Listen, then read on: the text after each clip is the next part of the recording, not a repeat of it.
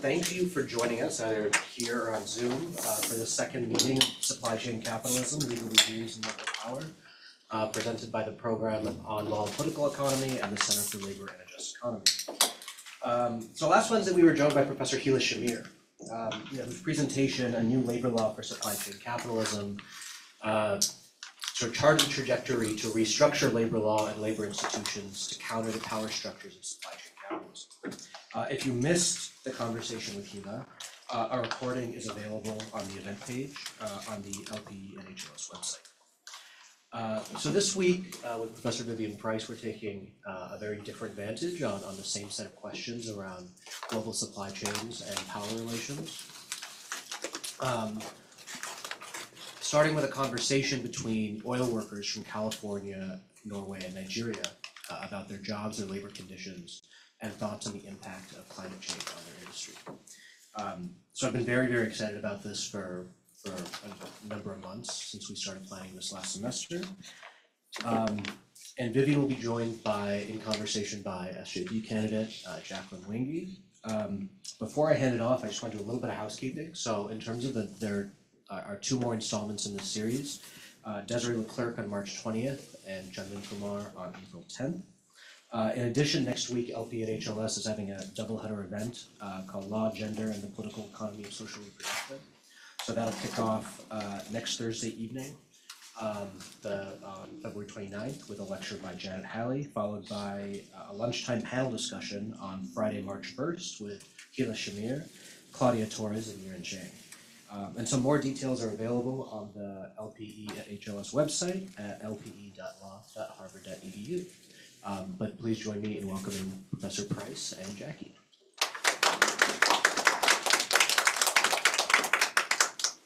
Thank you, Sanjay. I'll just go straight into it by introducing Professor Vivian Price and the film, and then I'll hand it over to her. Professor Vivian Price is a scholar and a documentarian. She currently serves as professor at California State University, Dominguez Hills, where she previously served as coordinator of labor studies for many years and, inspired by students, founded the Labor, Social and Environmental Justice Fair. Her films and publications focus on gender and labor in construction and agriculture, and most recently on the intersection between labor and climate change. She has directed 3 feature films, Hammering It Out, which was released in 2000, Transnational Tradeswomen in 2006, and Harvest of Loneliness in 2010. She has also directed many shorter projects. The film we'll be watching today, titled Talking Union, Talking Climate, relates to her ongoing work researching how workers, unions, and communities are thinking about and acting on the transition away from fossil fuel economy, as well as how the green economy is being imagined and shaped through policy. It invites us to think about the political economy of the fossil fuel industry across differently situated regions, the green shift, and what a just transition might entail. And with that, I'll hand it over to you, Vivian, to tell us more about the film and take it. Great, thank you. Oh, so I think I'll need the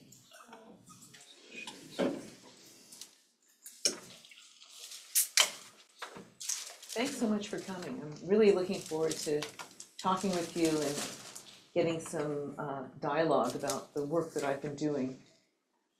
And as our slides are coming up, again, I want to thank the program here and the center for co-sponsoring. Really appreciate that.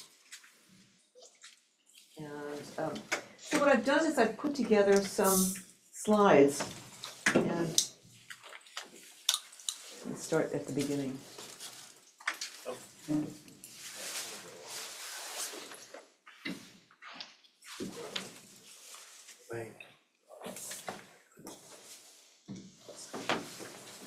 I know, I'll just preface this by saying I really got involved in this because of my own background. I've worked in blue-collar work and factories, refineries, construction for many years before going back to school and getting my PhD, and I really, was very influenced by having hands-on experience in the field, working in this case, refineries, and I've stayed in touch with the labor movement and been involved with the labor movement.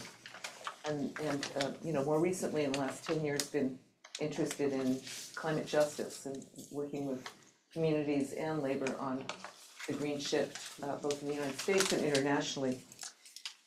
So,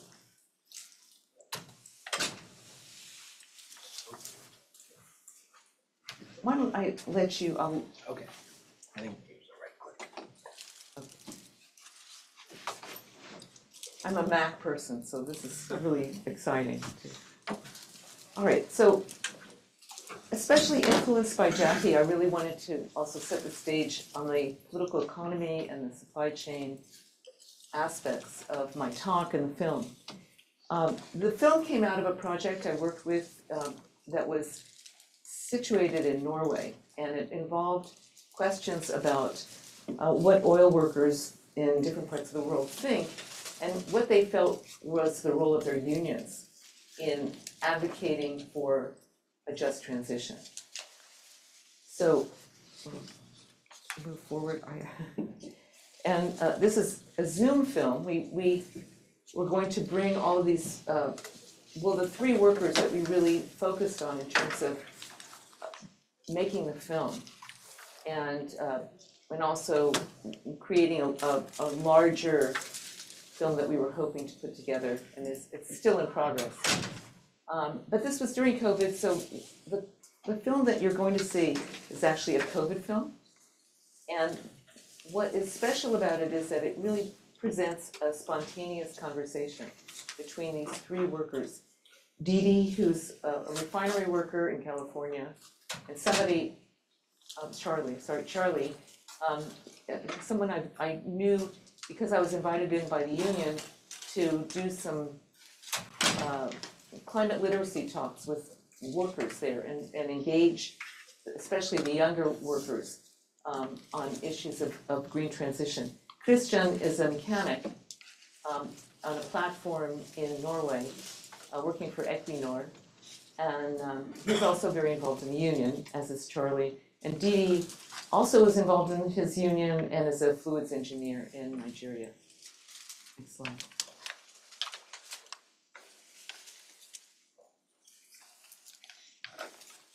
All right, so what is important about storytelling is that it provides the ideas of social economic concepts that workers have implicit in their minds and in their activities and in their thoughts. But it also provides national and personal perspectives, as well as mirroring and shifting, making the polarized conversation around a green transition something that's more human. Next slide.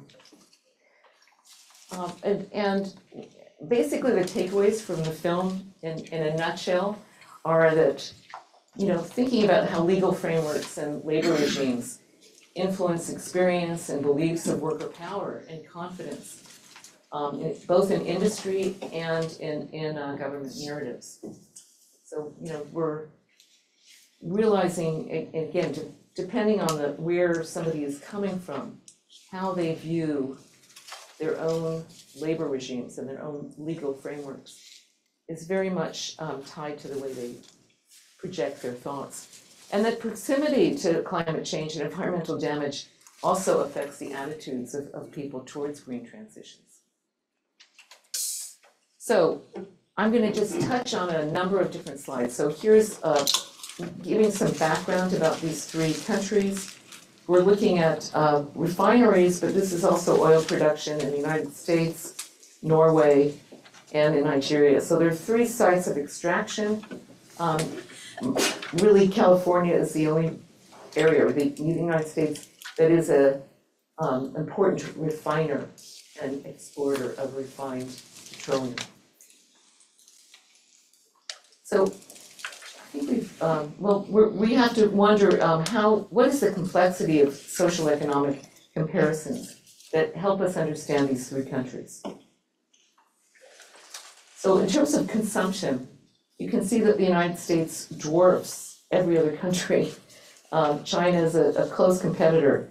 Nigeria ranks 37th in the world for oil consumption at 0.4%, and Norway, because they depend on hydroelectric energy for their transportation, etc. They are also very minute, 55th in the world. So the United States is a leader in oil consumption. And if we think about what is the oil and gas supply chain, we can look at two different infographics. One is just looking at the flow of oil and crude oil and gasoline to the pump, and whether it's through tankers or through the pumps on the ground. We see a number of different stages that are important in understanding cost and the way world trade takes place. Likewise, on the right, we see the upstream, the pumping, the extraction process, the transportation is the midstream, and then downstream is the refining and distribution. And Charlie, I asked Charlie, where do you get your crude oil from in your facility? And he said, we run an opportunity crude concept here. Get the cheapest, our crude unit can process it all.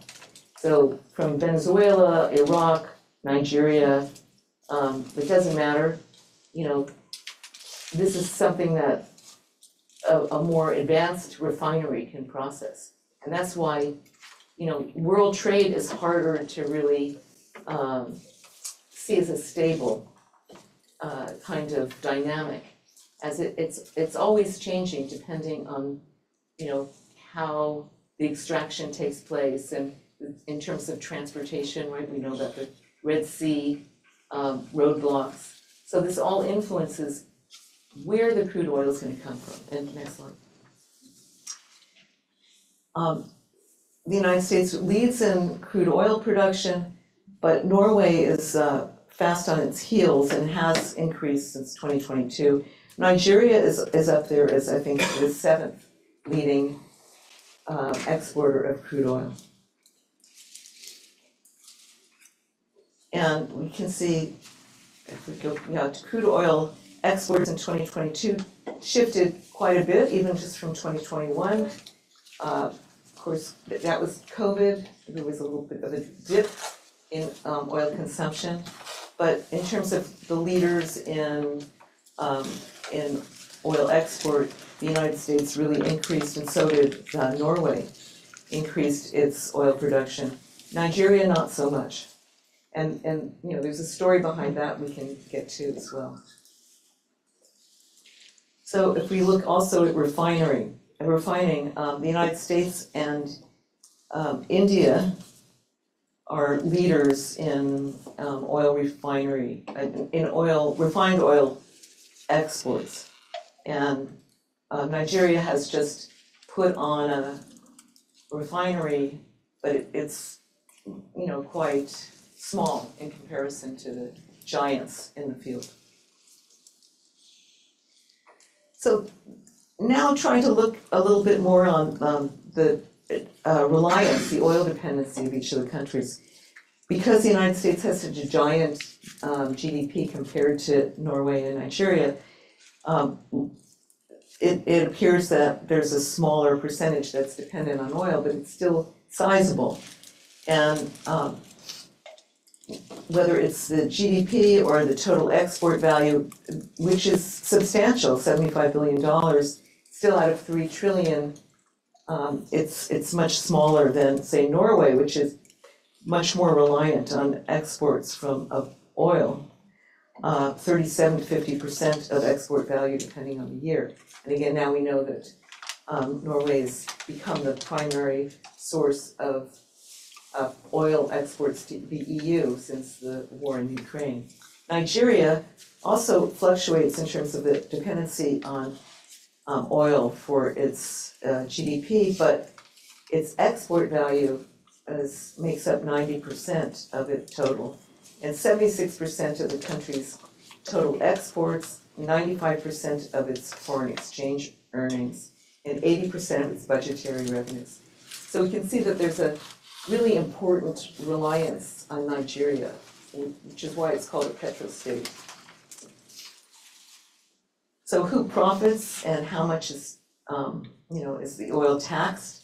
And this is important in the film as well. The United States is private, right? The companies profit.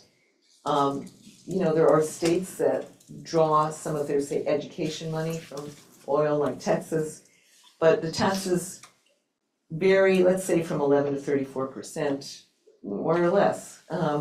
Norway, on the other hand, has an oil wealth fund, which is very well, known, and 75% of its profits go to that oil wealth fund, but it's such an enormous amount of profit that the companies still have a good incentive for producing, and it has a 75% corporate tax.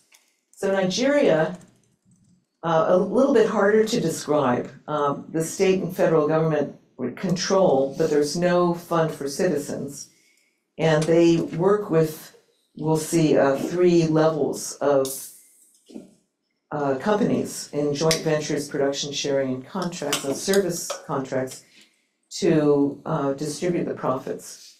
The taxes, once again, vary from 10 to 42%, but it's a different, legal regime. But this gives us a little bit of a way to compare the 3 countries.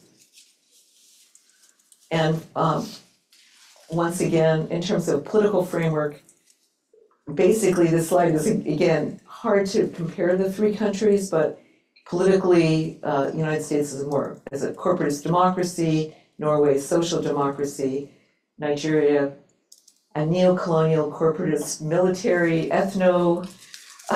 democracy, the kind of representative of the global South in this, comparison.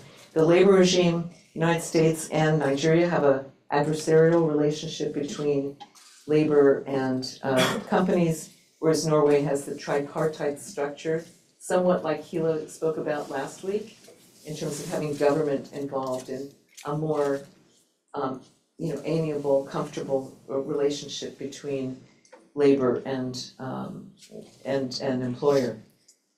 Likewise, Norway is very strong in union density, while the United States and Nigeria are very weak. Their social support system is also critical to understanding what kind of just transition would take place in the 3 countries. The United States and Nigeria both have very weak social support networks, whereas Norway's is much stronger.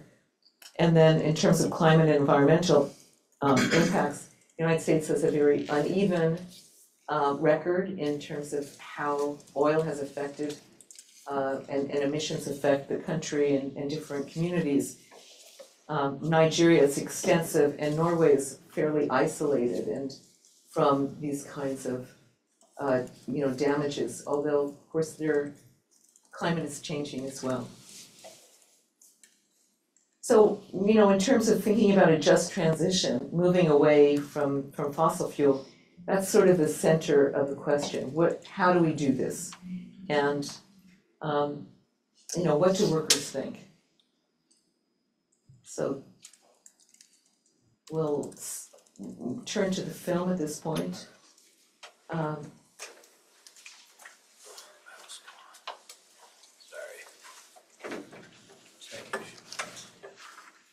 This graphic comes from Industrial, which is a global union that represents many of the steelworkers in the United States, as well as who in turn represent oil workers, whether they're in refineries or unionized extraction sites.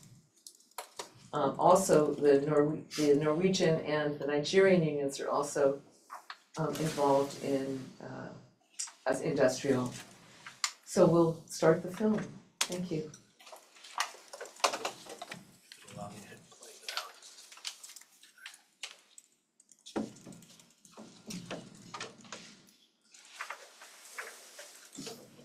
This meeting is being recorded. Hello. Hello.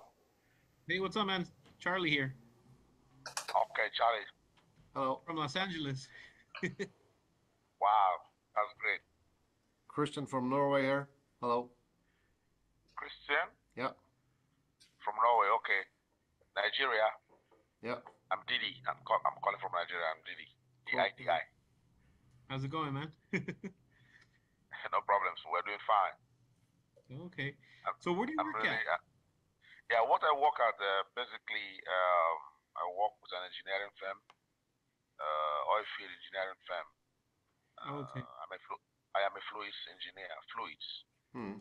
So I'm basically into drilling. Is it onshore Okay. or offshore, Diddy? Offshore. Yeah. Okay, so you Offshore, offshore, onshore, deep offshore, everywhere. Okay. That's what I do. So Okay. do you work for a union? Yeah. Yes. For years, I've been a member of the union since being a member of the senior staff. Have been in the Pengasan, we call it the Petroleum and Natural Gas Senior Staff Association of Nigeria, Pengasan.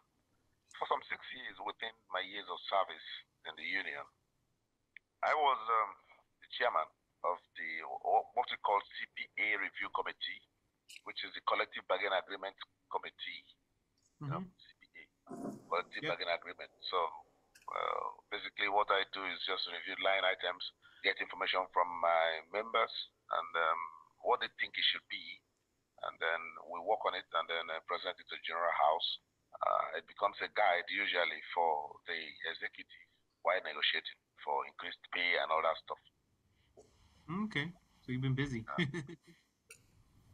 But how's the union over there? Is it? Are you strong? For the most part, yeah. Yeah. We're pretty strong. Everybody's union at my where I work at, right? And then we started connecting with the other facilities, the other refineries. So even though they're competitors, right? Mm. It's still the same union, so we all Oh. get to work together. Yeah. Yeah, we are there. Here's the organization. It's like I would say 99.5% offshore. Yeah. So everybody's in some kind of union. We are part of the biggest union. So Okay. yeah, So I'm the chair of the Next Gen committee. yeah, I'm also in the grievance committee, yeah. and I'm a union steward. So I get a little busy sometimes with the Yeah, yeah. union. Your bosses, it's okay for you to do like 3 hours union work today if you want to, or do you have to do it on your free time, or? No, so we're always well. So how do I say it? So where we work at, we're employees, right, Yeah. of the company, Yeah, or we're union members. So at any given moment, an issue can happen, and I automatically transition myself to steward. yeah, So at that point in there, I'm a steward, and I can hash it out with the company. yeah, And at that point, we're equal to each other, mm, and that's a right that we have. So there's no way that a manager can tell me get back to work. It's kind of like, no, we're equal, and we're gonna settle this now. yeah. That's good. Yeah. So Yeah. is it like that over there? Yeah, when you have so and so many members, you have one full-time job. I work full-time, and if I pass like 400 members, I get the second guy working full-time also. I don't really know too much of Norway, but I was learning that obviously the country depends a lot on oil export. Yeah, yeah, we do. It's like 2% of the oil and 3% of the gas of the world is from Norway. But you guys depend on it financially, but not in your country, right? You guys are The tax from the companies is like sky high, but they pay 78% tax of the oil to the government. So we have that in our, let's say, in an account, and all that money is goes to all the people in Norway. So the tax here from the oil is very high, but it's a lot of money in the business. So we have to the government take care of 78% of the money from it. So yeah, it's like our Norwegian's pension. okay. Whatever you call it, So yeah. so the companies, the corporations pay 78% tax? 78, yeah. Wow. Yeah. Wow. It's a lot. Yeah, yeah. Right here, I don't think corporations pay any taxes. So my next question was, so we're union, and the company that I work for, they probably hate us. They don't want us there. Looks like similar experience. So what kind of dynamic do you guys have with the companies that you guys work with? For us in Norway, it's very good because the companies see the how important the union are for the business. Like yesterday, we have a thing called third part cooperation. Is the employees, or let's say the union, the company, and the state of Norway. So we three-part situation. And like yesterday, the union and the big oil companies are working together with the government to come to an agreement with the tax package, as I talk about, and together we help each other. So for us up here, it's very good. But of course, there is someone who can fuck up the whole thing. If you're a guy who want to fight, you can make a lot of noise in your local club or yeah, whatever. But the thing is to get to have people in work, and yeah, so we kind of working for the same thing, that people should have a safe and and good job. Yeah. That's not the case over here. um, if you gave them an option and say, hey, do you want us here or do you want us out? They'll probably say we want you out. In Nigeria, I see the whole of the relationship much more at different layers of the union, of the national union. The national union is made up of government companies like the National Oil Corporation, and then we also have the big oil multinationals, and then we have third-party companies, small companies like Schlumberger, name it, Halliburton, and all that stuff. That's the levels we operate here. At the level of the third-party companies and big oil multinationals, the union leaders are seen as troublemakers. In fact, unionists are seen as troublemakers. They want you out. About the climate now, can you tell us a little bit about that? So I work in a refinery, right? So we refine the crude oil that we get. Yeah. So from there, where I work at, we get a lot of attention, and there's a lot of people that want to shut us down, right? They don't believe in fossil fuels at all, right? No. Which is fine, right? They're entitled to their opinion and everything, right? But I started getting involved with my union as far as, we need to be at the table if climate change is going to happen and infrastructure is going to evolve. Yeah. Then the union needs to be involved there as well, right? Mm-hmm. And you know how they say, right? If you're not at the table, you're on the menu, right? Yeah.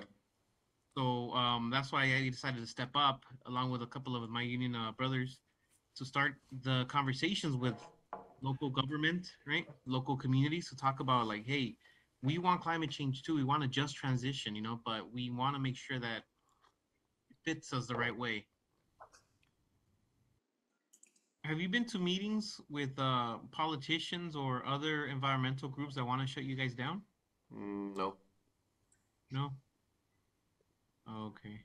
But they talk about it a lot in the media, and in my opinion, they could get too much space in there, and we talked about yesterday also that all the oil guys, the oil business, and the gas business, and they don't get too much attention, because if there's a green guy, they have been heard all the time in the media, and they don't see how important this is for us Norwegians, with all the money that we and stuff we develop for this kind of business, and also we're going from oil and gas over to the more climate neutral way to run it, and we can use a lot of technology for doing windmills like Equinor, who is the biggest oil company in Norway. They made a lot of windmills out in the ocean. Yeah. And you couldn't do that if they didn't have the money for it to do it. But they're like talking about in the media, okay, when are we going to shut down? We can't shut down fast enough, and so on. But we're like, hey, we have to, we need this stuff, the oil and gas, in the future for many years. We can't just shut it down, but we can start on the change who will come in not 1 year, not 10 years, but I don't know, in many years in the future, it will be a full change, of course. You know, and there's always been like, what I think is like, you can't shut down the fossil fuel industry completely, right? Yeah.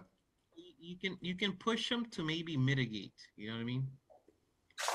And do changes within whatever facility, right, to make it better, right? But currently, and I think I saw a couple of articles right now, because there's, Tesla is fighting a new company called Nikola about, they're really pushing the electrical car usage, right? Mm-hmm. But having electrical cars in the street is not going to be the solution to climate. What's happening in Nigeria? What are the talks? What is the media saying? What are the environmentalists saying about climate change? Well, from my own personal perspective, climate change is real. It's Delta, where we're basically having increases in sea levels. From where I talk, because I am in the countryside, that's my home, my ancestral home, and that's where I'm talking from now. And a lot of destruction happens almost every year in Nigeria due to flooding that people have never seen before. If I just peep out of my window, I've seen a gas flare, and it's been there since 1962. You say a flare? Yeah. Wow. Gas flare.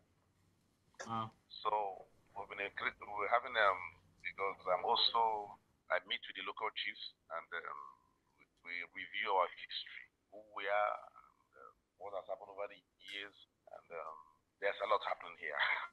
I just can't tell you that. But at the level of the unions, here the unions have no organized response to the issues of climate change. They're very much more trapped in issues related to bread and butter. Basically, the union has no basic position concerning climate change in Nigeria. Union is not in the picture because the union is seen much more as an appendage of government. But is the Nigerian government pushing for a change, or they're just neutral? The Nigerian government is not neutral. They are an investor, and they're also regulating. You don't expect the Nigerian government to be fair. They flouted court decisions and dismissed some judges who were involved in making the right judgments in courts. So, and also an investor. You cannot regulate yourself, especially if your interests are involved in dollars, in oil dollars.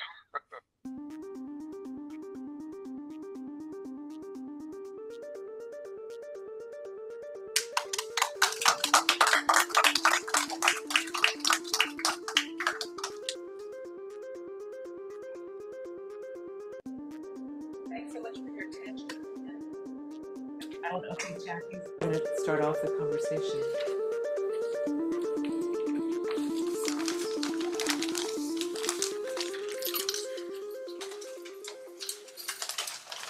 That was a very sobering end. But before we talk about that ending, could you say more? You hinted at this in the beginning. Could you comment more about how variations in oil dependence might be impacting how different countries respond or not to the climate crisis, and ultimately what that might mean for a global green transition? Is it possible at all? I mean, of course it has to be, but what are the challenges? Right. Yeah, I think mean, you saw how dependent each country is, but I mean, it appears, right, that the United States is not as dependent for their livelihood, right, for their enormous GDP on oil, and yet, until recently, there's been very little movement from fossil fuel, and even now we see still a reluctance to move away. It's a extremely lucrative endeavor, and I think without a strong environmental movement and even some advance in labor, it's doubtful that there will be any kind of strong reaction within the government, because the government does follow what their interests are, right? So whether the employer doesn't have a lot of incentive unless they see a dip in the market and dip in demand, and we don't really see that. We see some growth of renewables. On the other hand, so Norway is, there's a fairly strong environmental movement in Norway, and there's they're trying to make Oslo, for example, combustion engine free by 2025, whereas say California is 2035, and that's even just new car sales. But the populace is also worried about having this fund go away for the future generations. This is part of their inheritance. They think of the oil fund as a benign thing, and the oil industry is making tremendous amount of money. But on the other hand, people note who are the countries that can really afford to do a transition. It is the global north. It is countries in the global north. We've heard from the UN that there should be at least a managed phase out where the global north should be first, and countries in the global south that are more oil dependent should have a longer phase out. But on the other hand, where's the fund that's going to pay for that shift to happen in the global south? So there's a lot of questions about how to move the political, to move the economy forward, and it is going to take pressure from below to make that happen. Okay. What about the paradox towards the end, where we see that Nigeria, for instance, does not have any position on climate change, but at the same time it's suffering very real human and environmental effects to oil production.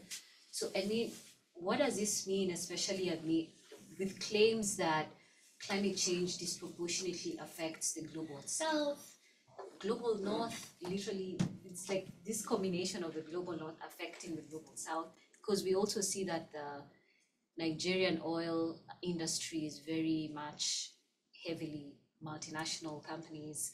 So yeah, It's a paradoxical situation. I mean, Didi talks about the union not having a stand on climate change. The government, of course, as he also points out, directly benefits from oil money. And Nigeria, if you study the politics and the history has a lot of crony capitalism. So that there's a lot of benefit to the leaders. There's been a lot of wealth that's been accrued by a very few number of people in Nigeria, due to the wealth, oil wealth. And it's also really centered in the Delta, which has been so destroyed by the pollution, and not only from the companies, but also because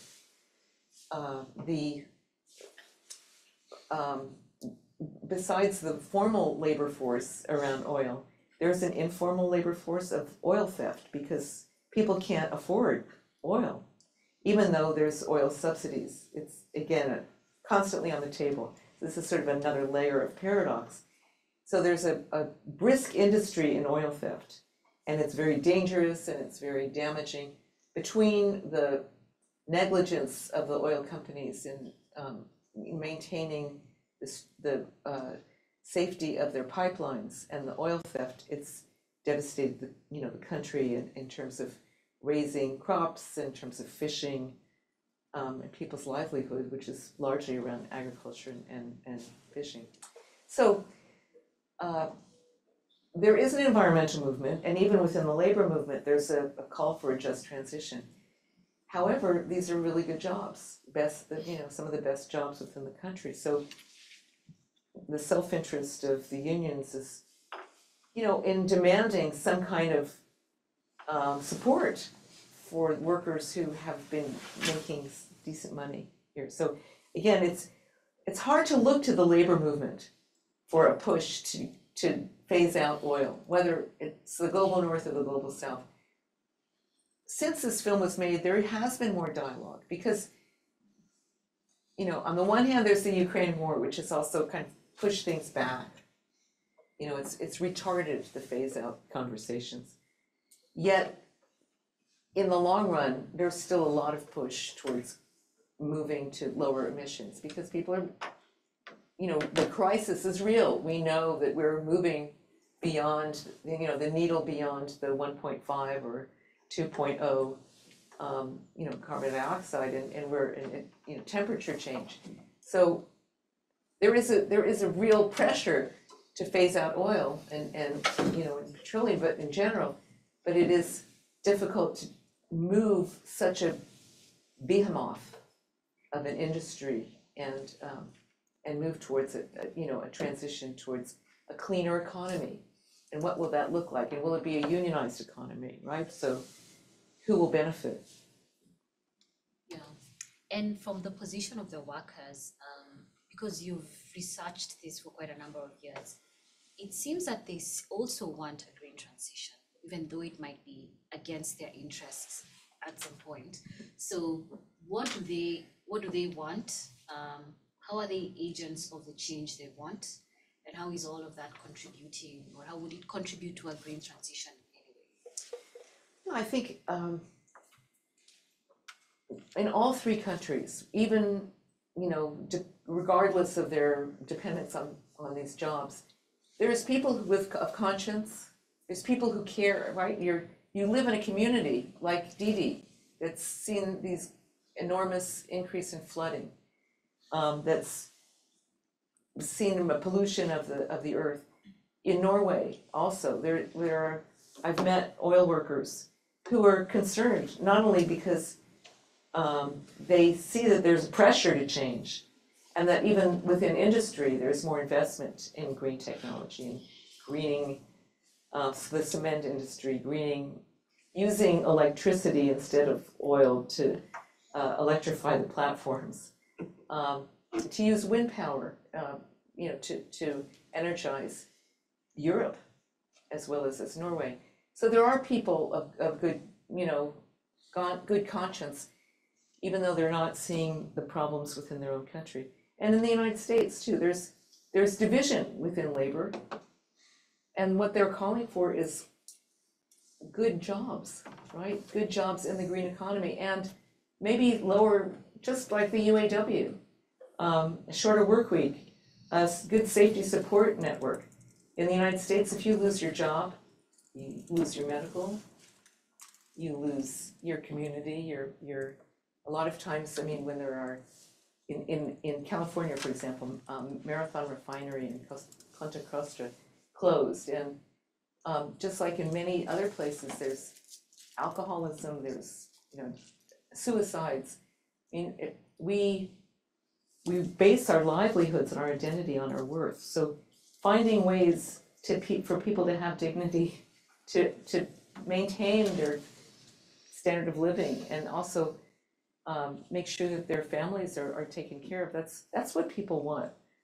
Charlie was involved with testifying to the congressional staff a couple of years ago about demands that his rank and file colleagues put forward, which we also preserved in a document called Workers and Communities in Transition for Labor Network for Sustainability.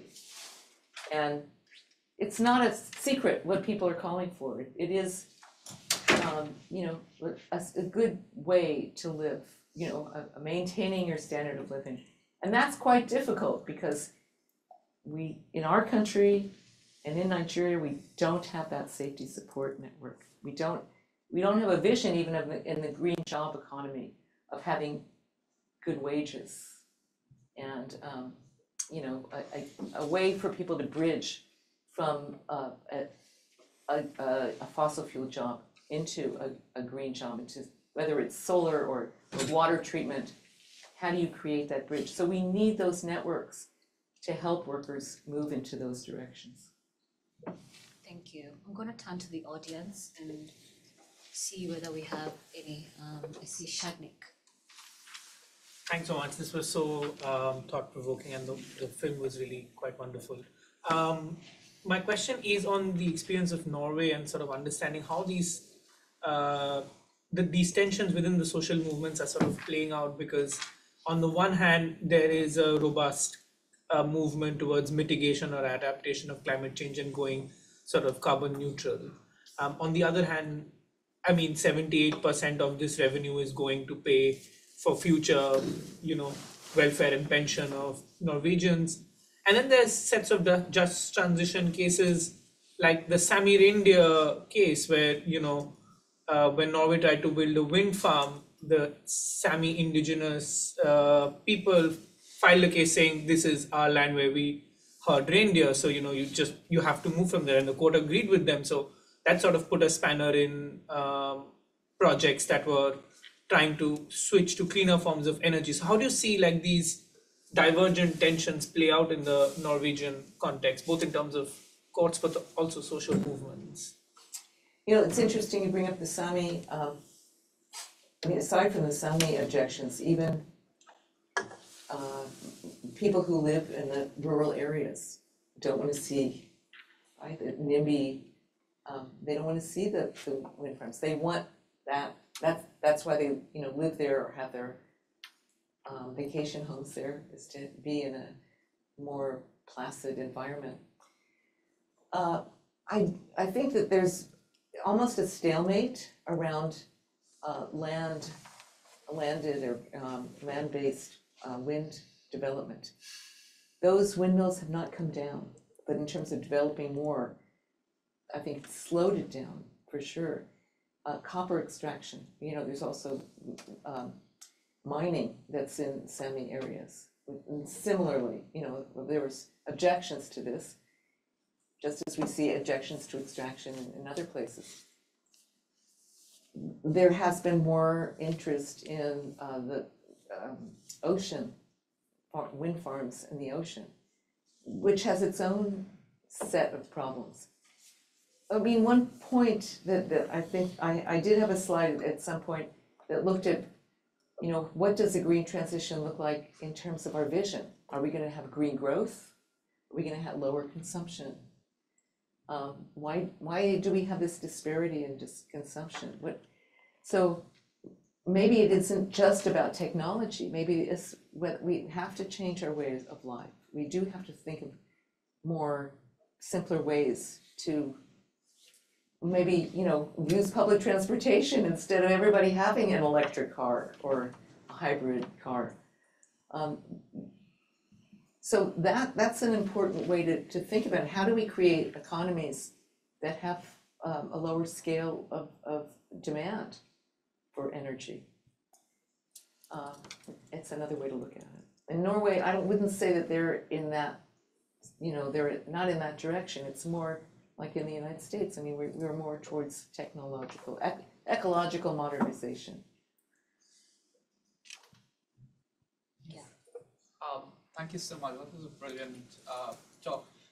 I'm interested more in understanding the nature of these countries, specifically from the perspective of colonialism. How has colonialism affected the attitudes in these countries? Because primarily from what I know is Nigeria, very specifically, palm oil was the thing that the British wanted. How did the British attitude sort of change and have they survived? Or is there any way of reconciling those differences? and then looking at, I mean, if you call American Empire, like how they have treated the workers. Do you see any remnants of colonialism in these three countries and how the labor is being treated right now?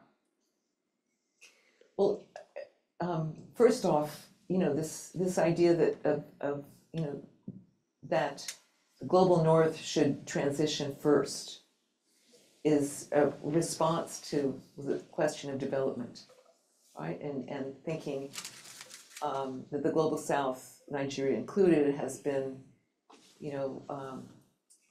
developed more for the mother country rather than for the interests of the people, and that the wealth of raw materials like oil should go towards developing the economy. Now, it actually hasn't. I mean, it has spurred a growth of cities, but I don't think the people have benefited that much. A certain class has benefited from the development of oil, and so in that sense, there's a question, that cuts both ways, and Didi explains this at length in other interviews that we did with him. Is that like any petrostate, it has its curse, because the country becomes dependent. He feels that the government has become lazy in not developing multiple ways of creating wealth in the country and benefiting the people. In terms of labor, there's definitely a weakness in terms of the way the regime of labor works. And the one image I was able to get of oil workers was the one that we could spend time analyzing, because this was a refinery that had a strike and everybody was let go, and people are not getting paid. They don't get paid on time. That's why people struck. Whereas Didi is what they call the senior staff. It's almost these very big divisions, almost like on a caste system, although it's not entirely based on skin or family ties, but it's that there are professionals who have some benefits and some elite privileges, whereas folks who do more manual labor or in the refineries don't even get the basic wages paid to them on time, and are treated as dispensable, disposable labor. So we see a very much of a lack of strength in labor, and it really does come from this informal labor idea that really came out of the colonial regime. Did you want to ask a question? Pose a Yes, comment here? I just wanted to make sure people had a chance, because we're running down behind. In all the work you've done, I mean, this is really fascinating, and thank you for coming and presenting and talking to us. But it seems as though there are really three distinct systems of labor relations. What's your sense, again, trying to think of law and political economy? What's the trajectory of the change, the stark differences in the role of government in the labor market? You describe these as dual versus tripartite. We see in the description, in the interaction, how different the basic assumptions of management are about what they're trying to do, projecting from what they can do. What's your sense of the particular trajectory of legal history and past struggles that results in this? And you started already talking about the role of colonialism and structure of labor relations in Nigeria, but across these three, what is the role of law? What are the kinds of struggles that result in this very stark differentiation of labor power? And again, if you buy the description of the Nordic management in management psyche, and mentality about how they approach the question of labor. Well, I was hoping that this group would help figure that out, but I have thought about it, and